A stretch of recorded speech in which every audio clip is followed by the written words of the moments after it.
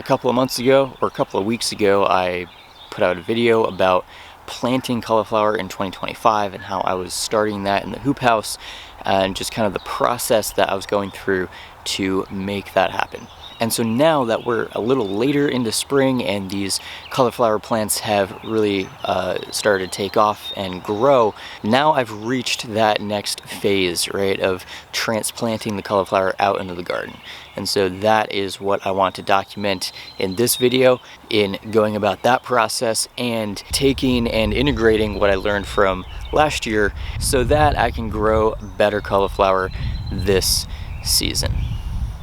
So first off, what I noticed in the hoop house as some of these cauliflower plants started to grow is that some of them had accidentally gotten double seeded or triple seeded. Granted, when I was seeding this cauliflower back in March, it was getting dark and late in the day, and so that may have been how that happened, right? Cauliflower seeds are pretty small and pretty easy to miss or accidentally seed multiple seeds. So basically what I did is if some of them were double seeded, once they got like the first leaf, or first true leaf, or first few true leaves, I would carefully kind of dig them out, maybe with a little bit of a stick or something, and uproot them and transplant them into another pot, right? That way I can try to get maximize the number of cauliflower plants that I can grow and get produce from. Of course, I would transplant those into pots where the seeds did not take, or into new pots that I made, and I made sure I gave them a pretty good dose of water and then let them grow from that point. Also, as is inevitably the case with my homegrown potting mix, is that there can be some weed seeds, right? So with the sumac mulch and the fungal breakdown of that material, some seeds can get lodged in that potting mix, which is totally fine from my perspective. There are some pretty interesting plants that can pop up, some of which I will actually let grow, right, because they're not going to be a tremendously huge threat to the growing crop, but others will be, right? So I weed out the ones that will be. So in these pots, after a little bit of time, these weeds will begin to sprout. Some of them I will weed out, right, like the any white clover. It can fix nitrogen, but it can also kind of form pretty dense mats and can be challenging to work with, at least in my current context. So I will usually weed that one out, especially as these crop plants are developing. The white clover does a pretty strong root system earlier on. I want to minimize that competition. And, the bittersweet nightshade I will weed out, especially because in earlier stages of growth it can look very similar to pepper plants, right?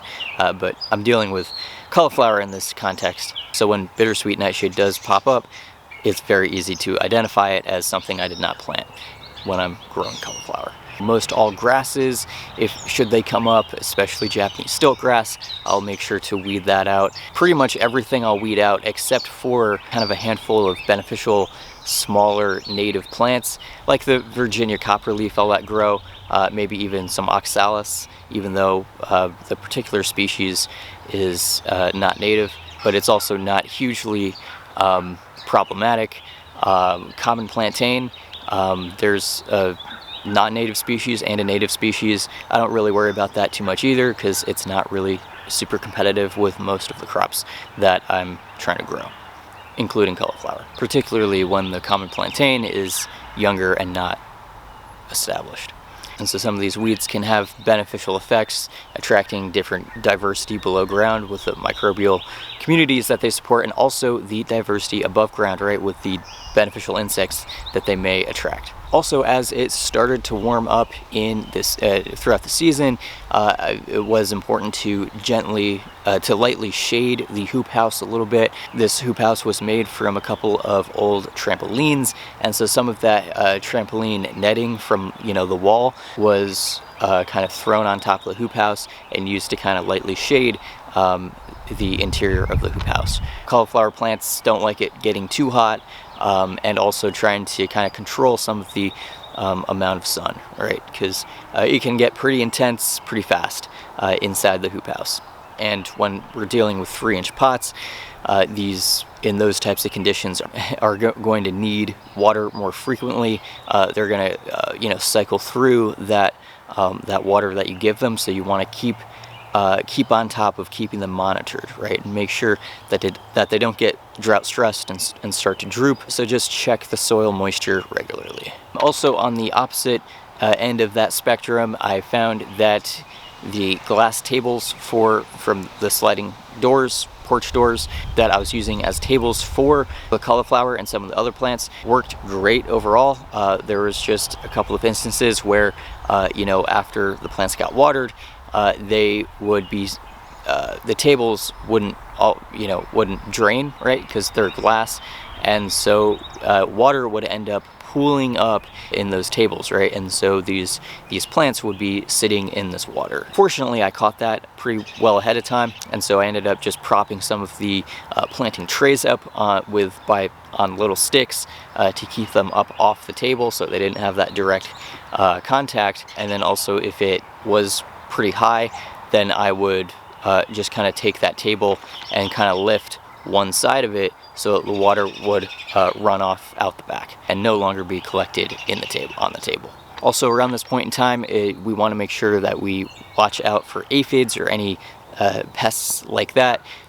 For me, it wasn't too bad, maybe a aphid here or there, but definitely it's a good rule of thumb to keep on top of like any scouting protocol, keep it monitored for any potential pest problems.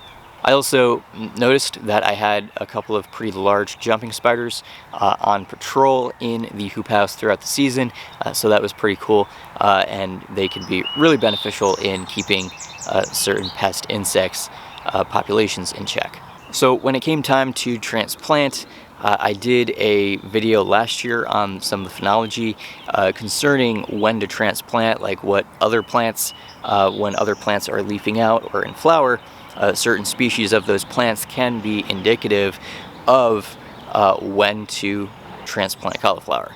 I definitely did one on peas. I think I did one on cauliflower too. So this year I transplanted the cauliflower out a little later than I did last season. Big part of that was because I was just so busy with other stuff. But as the ground ivy was coming into bloom, glaucoma heteracea, those violet flowers were coming out, and the dandelion flowers were beginning to come out, was when I planted the cauliflower this year, or at least most of it, right? I went through and picked out the largest cauliflower plants and planted those first, right? Because those were the readiest plants that were there, and I didn't want them to get root bound. The ones that weren't quite ready, I just kept them in the hoop house, kept them watered, and then as time would go on, some more of them would get larger and look like they're ready to plant, and then I would go plant those out too. So it would be successional. When I was transplanting the cauliflower out, I did notice one really cool thing is that the potting mix that I made myself was super spongy. It held water really nice. It felt like literally I was holding a sponge. The soil medium had a really nice dark color to it. It was light. It didn't feel heavy. It just felt like a really, might be a little biased, but really perfect soil medium to use. So, and it had a really good structure, so it was just an absolute joy for me to use, and gives me a good feeling that I'm doing something good with how I'm designing these potting mixes, which is, at least the way I'm doing it, not much of a science at all. When I was transplanting these cauliflower out into the garden, I also used a post hole digger for most of it, and I found that worked out really well and really efficiently. It was actually a lot of fun to use. Kind of wish there was more cauliflower to plant right now, because it was just so easy. The post hole digger was really a lot easier to use than trying to get down on hands and knees and dig out a hole with a trowel or something. Initially, I weeded out the areas first. I had some ground ivy that was just growing on top of the beds. It's a weed that's really easy to just pull up when you don't need it, but in the meantime it has been covering that soil, so I just kind of weeded that up. I used a broad fork to kind of loosen up that soil before I planted the cauliflower, and even when I transplanted the cauliflower in another bed where parsnips had been planted, seeded on the exterior rows of that bed, I just kind of took a broad fork where I had the parsnips on either side, and I took a broad fork inside, and kind of loosened up the soil on one side, and then on the other side loosened it up, right? That way the parsnips on the either side, on each of the outside edges, were not getting disturbed very much. So the compost that I used in these handmade compost tumblers seemed to come out pretty well. It had a nice kind of mild sweet smell, so it didn't smell like rotting food. That's always a good sign. And so I took that compost once it was finished and I put it out in the garden, and then I'd take almost a handful of finished compost, put that in the hole that I made with a post hole digger, and kind of swirl it around in the soil. I'd kind of mix it in with the soil that was in there, and then I would plant the cauliflower in there and then fill it in with the surrounding soil that I had dug up. Last year I added crushed old bean seed as kind of like a nitrogen fertilizer, right, as a protein source, but I found it seemed that was very attractive to rodents, so I did not add that in this year, right? I just kind of went with the compost and kind of kept it at that. I spaced the cauliflower plants about 1 foot to 18 inches apart. It was probably closer to 18 inches most of the time. Once I planted all of the cauliflower in that bed, I would then layer on compost, kind of like as almost like a mulch, on top of all that, and then on top of that layer I added grass clippings, just kind of an extra layer to keep that compost underneath, keep it from drying up or anything like that. And the grass in and of itself also has a nitrogen component in it, so whenever it rains or when you water it, that nitrogen will leach out of the grass down into the soil, and the cole crops, the brassicas, right, like the cauliflower, can really like that extra shot of nitrogen. Then what I did, as I found out last year, is caging for some of these brassicas, like this cauliflower, can be super beneficial in helping to detract rodents, or rabbits specifically. So what I did was I took some chicken wire about 18 inches to 2 feet high, maybe about a foot or more in diameter, and just kind of stake that around each plant. And then also what I found can be helpful is taking tent stakes, if you have them, and hammering those in around the base of the cages. Kind of helps maximize that ground to cage contact, so that the critters are less likely to find a gap underneath and just slide in right underneath that fencing. Then I found that when I was watering this cauliflower, sometimes the jet of water can be a little too strong, and it can kind of end up digging a hole into the soil, and that can kind of disrupt the microbiome. It can disrupt the root structure. It can displace some of that soil, so it's really not ideal. So what I did was I took a rock and put it by each of those cauliflower plants. So whenever I'm out there irrigating or watering these plants, that water input can ricochet off of that rock and towards the plant, kind of spreading out that flow of water. So that's one thing that's been really helpful for me. Finally, I also wanted to mention that a few minutes ago I had talked about planting the cauliflower with the parsnips, right? And this was not just a random planting thing, but there's a little bit of strategy that I have behind that, in that the cauliflower is an earlier season crop, right? I started it earlier in the season. It should mature early into summer, into midsummer, and the parsnips are a long season crop, right? I planted those outdoors back in February, and they're not going to mature or finish into October or November. This time of the year, the parsnip plants are really small, and they won't be getting much larger until later on into the late summer, early fall. And this will give the cauliflower more than enough time to mature, grow, and produce, and then that can be taken out before the parsnips start to enlarge and mature. That way these crops aren't competing each other a whole lot for light or other resources, and I'm able to get multiple crops out of one area of land.